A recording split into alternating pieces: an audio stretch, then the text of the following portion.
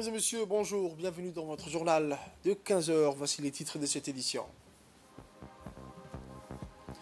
Ouverture du sommet entre les chefs d'État et de gouvernement des pays arabes et de la Chine.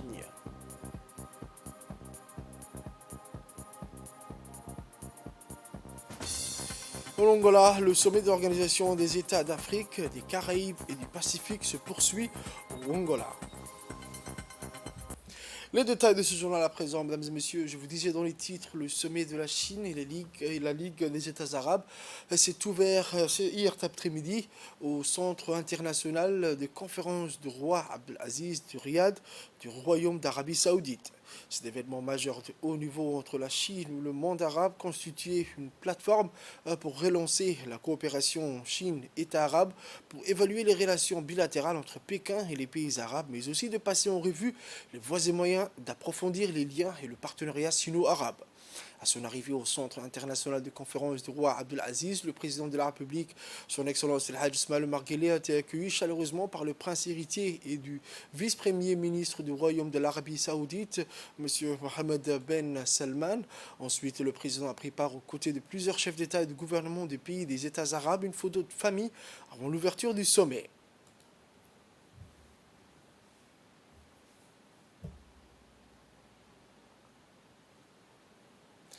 Ce sommet a réuni des chefs d'État des pays arabes, notamment le président de la République, son Excellence M. Ismaël Omar Guelleh, qui a été la tête d'une forte délégation djiboutienne. Cette rencontre sino-arabe est destinée à relancer une coopération solide et synergique pour faire face aux enjeux actuels dans le monde, qui a un impact dans différents domaines, notamment économique, sécurité, et relancer également les partenariats sino-arabes. A noter également qu'en plus du sommet sino-arabe, s'est tenu deux sommets, à savoir sino-Royaume d'Arabie Saoudite et un sommet Chine et pays des Golfe.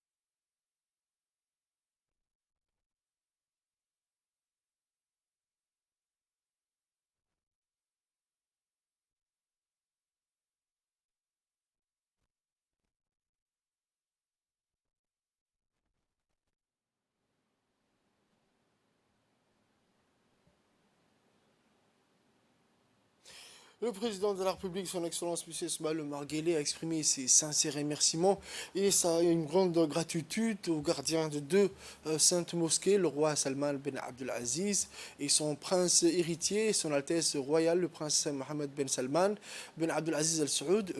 Il a également remercié le peuple saoudien pour avoir accueilli le sommet arabo-chinois. On écoute son intervention. Je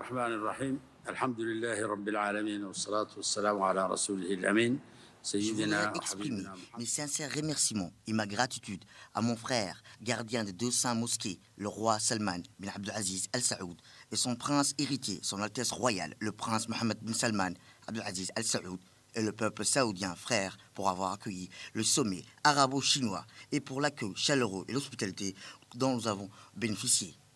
Majesté, Excellence et Altesse, Mesdames et Messieurs, nous nous réunissons aujourd'hui au milieu d'une importante phase historique pleine d'espoir et d'action constructive. Nous nous réunissons dans le contexte du premier sommet qui s'est tenu entre les partis arabes et chinois qui inaugure une nouvelle ère dans le processus de coopération étroite et partenariat stratégique entre les deux pays. Nous ne pouvons qu'exprimer sa grande satisfaction face à cette évolution d'importante et remarquable qui incarne la ferme volonté commune et la ferme détermination d'améliorer les mécanismes d'action collective afin d'atteindre les nobles buts et objectifs communs.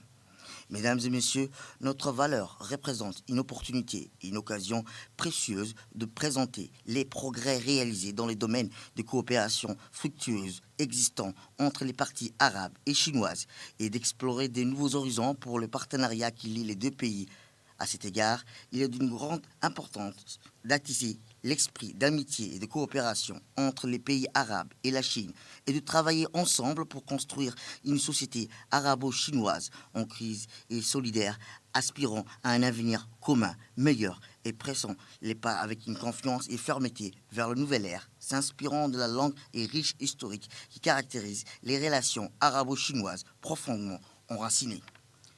Ils sont venus déterminés de mettre toutes les capacités au service du développement durable. Dans ce contexte, nous saluons les initiatives de développement créatif lancées par son Excellence, le président chinois Xi Jinping, telles que l'initiative La ceinture et la route et l'initiative de développement mondial qui reflète l'intérêt de la République populaire de Chine à mis et à pousser le développement mondial vers de nouveaux horizons, plus niveau durable et complet. À cet égard, je voudrais saluer le rôle de premier plan joué par la Chine entre l'avancement du processus de développement en République de Djibouti, car il existe un partenariat constructif entre les deux pays qui a permis de porter les relations bilatérales à un niveau sans précédent, ainsi que la mise en œuvre des projets de développement conjoints géants, non seulement au niveau national, mais également au niveau régional, qui ont ouvert les larges perspectives pour les processus de modernisation et de transformation à Djibouti dans toute la région de la Corne de l'Afrique.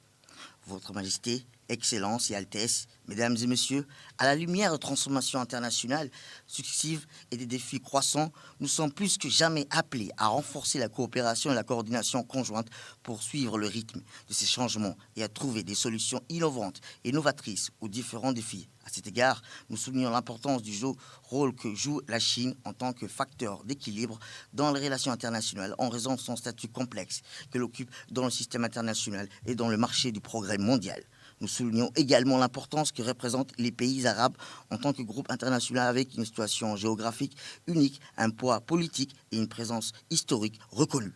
Il ne fait aucun doute que c'est la fait de la coordination et de la coopération conjointe entre les deux parties dans les forums régionaux et internationaux, une question vitale qui donne un impact décisif sur des questions importantes dans le même contexte. Nous exprimons notre témoignage et notre appréciation pour les positions des principes et fermeté de la Chine en faveur d'intérêts de la nation arabe et de ses justes causes, dont la principale est la cause palestinienne. Nous renouvelons également notre soutien au principe d'un seul Chine qui a été approuvé par la communauté internationale comme base des relations diplomatiques entre la Chine et les autres pays. Toujours en Arabie Saoudite, où en marge de sa participation au sommet Chine-Ligue des États arabes, le président de la République, son Excellence El Hadj Ismaël Omar Guelleh, a inauguré ce matin à Riyad le nouveau bâtiment de l'ambassade ainsi que la résidence de l'ambassadeur de Djibouti à Riyad. À son arrivée au nouveau siège de l'ambassade de Djibouti, le président de la République, son Excellence M. Ismaël Omar Guelleh, a été accueilli chaleureusement par l'ambassadeur de Djibouti et des hauts responsables saoudiens venus nombreux pour assister à cet événement. Les deux hymnes nationaux des deux pays ont retenti. Ensuite, il a coupé le ruban pour inaugurer ce nouveau siège de l'ambassade et la résidence de l'ambassadeur. Le président de la République a visité l'intérieur des bâtiments qui permettront au staff de l'ambassade de notre pays dans ce pays frère d'exercer ses fonctions dans des conditions confortables. Le siège couvre une superficie totale de 6300 mètres carrés et est composé de des locaux administratifs de l'ambassade avec 12 bureaux, une salle de conférence, une salle de réunion et une résidence de l'ambassadeur, ainsi que divers accessoires de locaux et locaux équipés pour les diplomates djiboutiens. Cette inauguration de cette nouvelle ambassade reflète l'attachement du président de la République, son Excellence M. Ismaël Omar Guelleh, aux relations fraternelles entre la République de Djibouti et le Royaume de l'Arabie Saoudite, et également renforcer davantage les liens et les partenariats stratégiques entre les deux pays.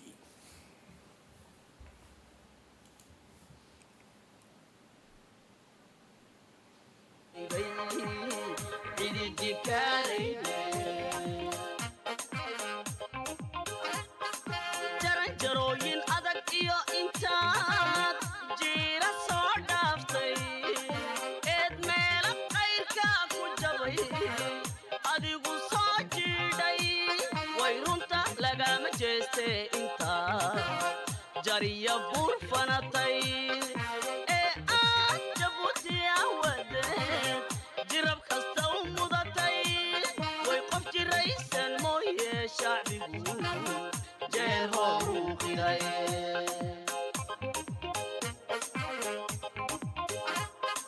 jaranjarooyin adag iyo intaad jiira soo dhaaftay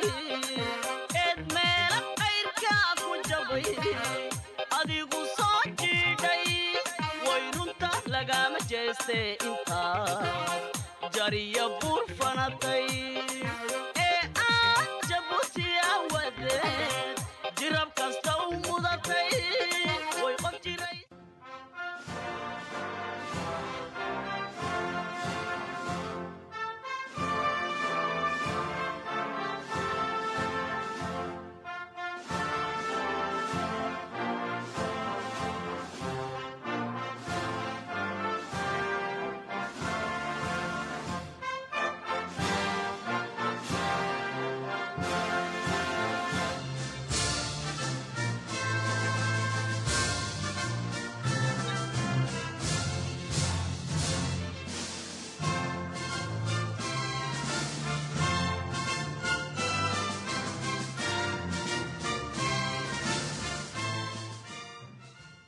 jeestay intaad jariya buur fanatay ee aad jabuutiya wadeed jirab kasta u mudatay way qof jiraysan mooye shacbigu jeer oo u qiraye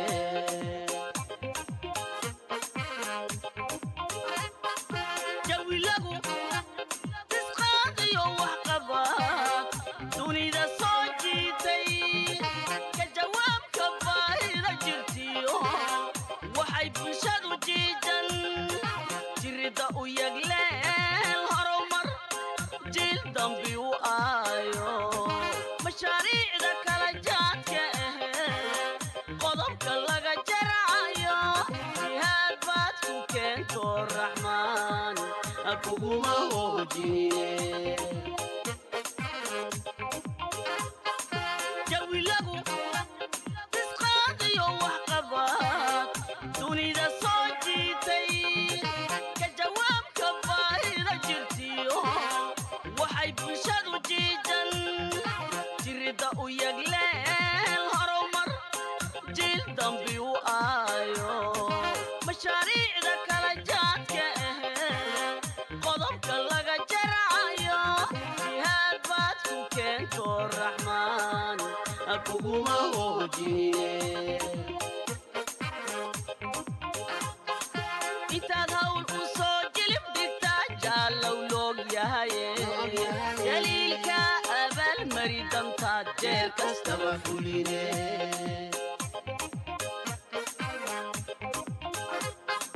intaad hawl u soo jilib dhigtaa jaallow loog yahaye daliilka abaalmari dantaad jeer kastaba fuline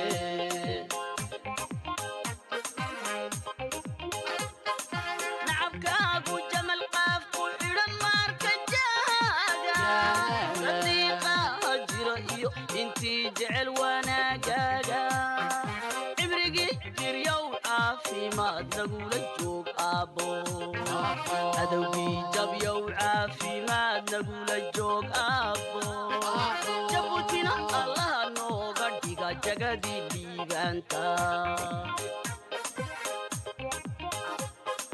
nacabkaagu jamal qaaf ku xidhan maarka jaaga sadiiqa jiro iyo intii jecel wanaagaaga cibrigii jiryow caafimaad nagula joog aabbo cadowgii jabyow caafimaad nagula joog aabbo jabuutina allaha nooga dhiga jagadii liibaanta jabuutina allaha nooga dhiga jagadii liibaanta jabuutina allaha nooga dhiga jagadii liibaanta À présent, à Djibouti, dans la capitale Djibouti-Ville, le président de la République du Somaliland, M. Moussa Bihi Abdi, a quitté aujourd'hui notre pays au terme de sa visite de travail.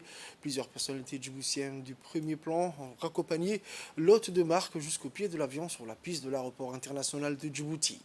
Citant notamment le Premier ministre et le secrétaire général de la primature, le corps diplomatique et consulaire accrédité à Djibouti, dont les membres de l'ambassade de la Somaliland auprès de la République de Djibouti ont également pris part à ce départ.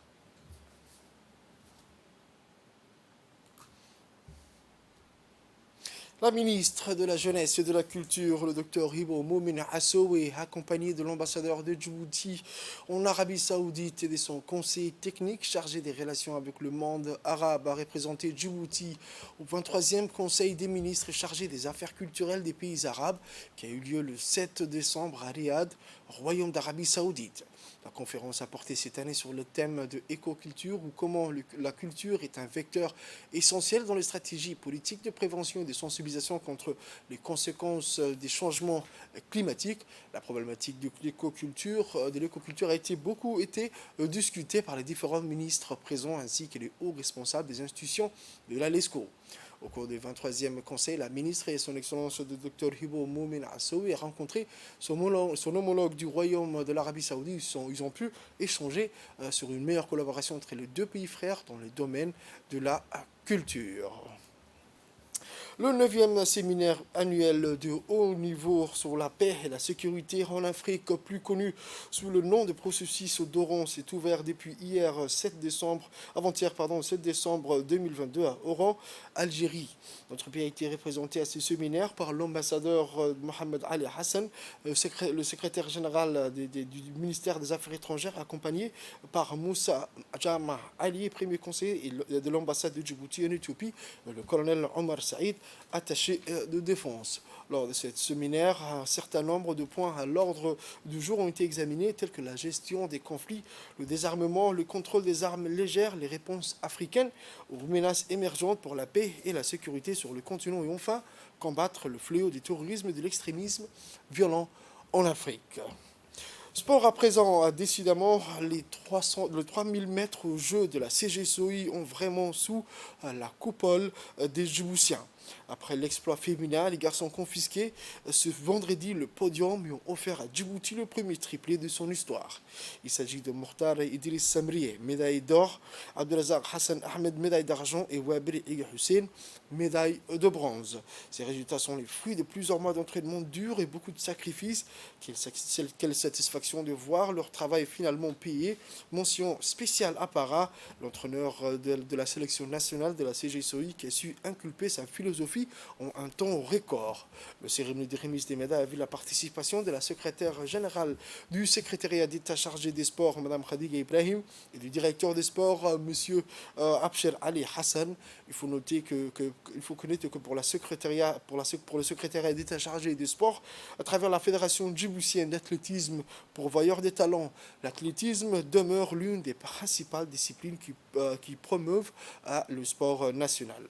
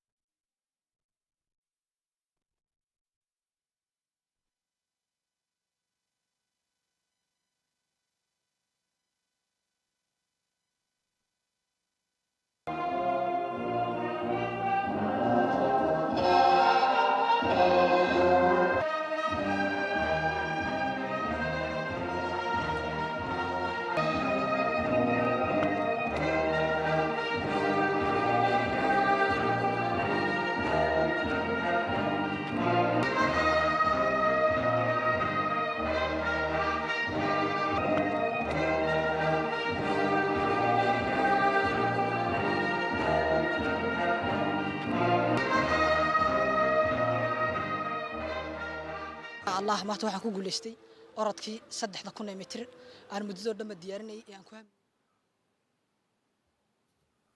Il est l'heure de l'appel à la prière de Salat al-Asr. On se retrouve juste un instant, après un instant pour la suite du programme. Direction Ali Sabié, la direction de l'hôpital régional Dr Ahmed Absi Warsama d'Ali Sabié, à sa tête le directeur général Dr Abraham, a entrepris une rénovation et autonomisation de tous les services de soins médicaux de l'établissement sanitaire. Depuis son inauguration en avril 2016 par le chef de l'État, son Excellence M. Ismaël Marguelé, ce centre médical moderne assure le diagnostic, la surveillance et le traitement des malades, des blessés et femmes enceintes, mais également des actions de prévention et d'éducation à la santé. Cette structure sanitaire à l'architecture récente, non pavillonnaire, dispose de tous les plateau technique en vigueur en République de Djibouti. Cet établissement couvre avec satisfaction les besoins en soins médicaux des habitants de 2 régions du sud, à savoir Ali Sabieh et Dikil, mais également de nombreux habitants de localités rurales de l'Éthiopie voisine situées à au moins d'une cinquantaine de kilomètres de la frontière viennent pour accoucher ou y prendre soin. Les évacuations urgentes vers l'hôpital général Piltier et le centre de maternité de Dar al-Hanan sont devenues très rares. Les services des urgences, qui sont le pivot de l'organisation sanitaire, ont bénéficié des moyens humains et matériels supplémentaires. Ils sont opérationnels jour et nuit. Du fait de leur disponibilité permanente, ils sont en quelque sorte le point de départ de toute hospitalisation. Ils reçoivent des personnes affectées par toutes sortes de symptômes nécessitant des soins mineurs, des accidentés ou des individus transférés tardivement à l'hôpital avec des complications médicales nécessitant des interventions chirurgicales. Compte tenu de leur importance première dans l'optique de les rénover en améliorant leurs prestations de prise en charge à temps. Les services des urgences ont été dotés d'une banque de sang, de radiologie, d'une entité d'analyse sanguine et d'une pharmacie.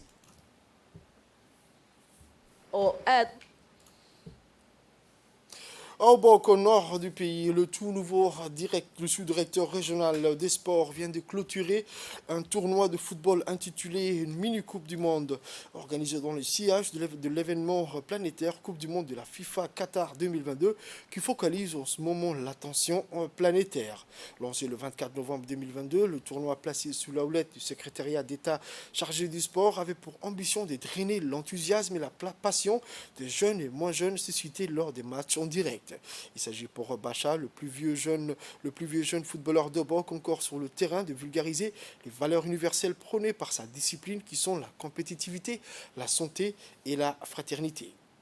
C'est ainsi que des Neymar, Messi et Ronaldo Obokwa se sont affrontés durant 2 semaines. Différentes catégories de footballeurs ont pris part au tournoi. Les cadets, les juniors de moins de 18 ans, y compris les vétérans qui ont tenu à être dans la fête.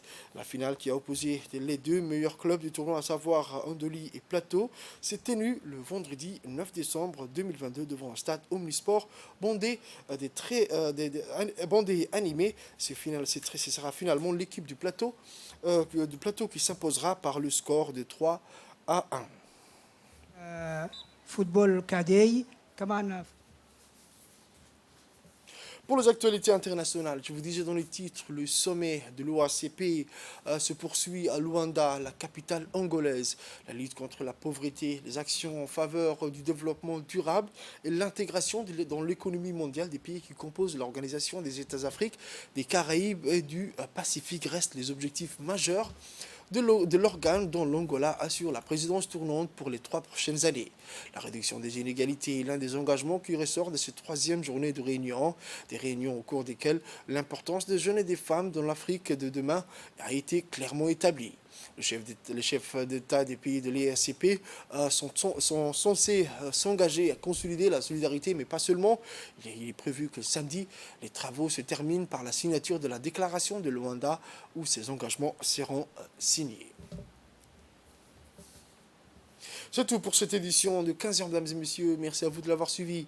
Et restez avec nous pour la suite des programmes sur Télé Djibouti.